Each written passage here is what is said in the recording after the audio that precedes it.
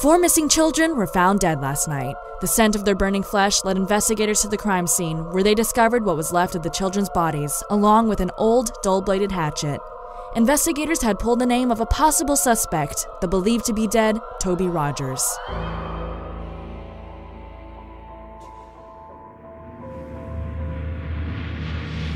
He is the director behind the tainted childhoods, the adolescent murderers, and every blood-stained hoodie. It's always the exact same story. A murdered family, a disappearance in the woods. My memories come and go, but that thing was what crashed the car.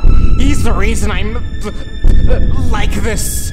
I'm his puppet, harvesting that currency of fears that they could feed. Because every one of us is being controlled, and I get these brief sensations of realization when my mind is my own, but then his white, empty face fades back into my mind, beckoning me, filling my subconscious with these tempting lies, and I slip back under his control.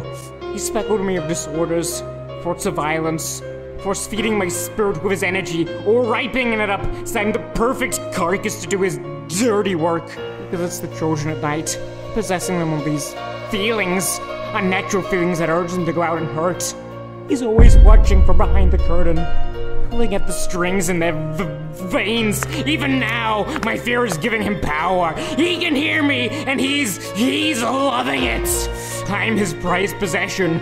I can't remember how much of me, of myself anymore.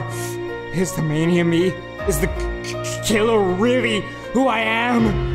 I just can't tell anymore. He's infested his way deep into my mind. A part of me almost wants to stay under his control. I now have a purpose. His power. It's almost familiar. He can be worse than the jaded memories I dream of the previous father figure. The other part of me screams that he's the one responsible for my life spiraled down. Every detail is his direction. We would all be alive and happy if it weren't for him, controlling every other thought and feeling of mine to obey his every desire. And then, when he's done with me, I'll be disposed of. Just like the rest of them, the children, the ones he led into the woods. He ate them. And I'm no exception. He's just taking his time with me, using me for his personal gain, whilst he slowly eats away at my sanity till I'm no longer of use to him. Each limb plucked from my body, skinned alive and hung from the tree branches, sheltering his feast with my wet, bloody flesh. It almost excites me. Maybe it's all for the greater good.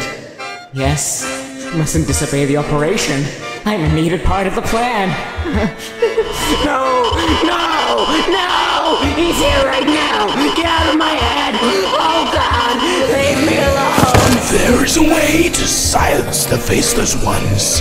Have you ever considered taking up cannibalism, my dear boy? I got a tinfoil hat to keep me from dreaming. Gonna sip my wine and stare at the ceiling. I'm gonna get you up and till the face is sky.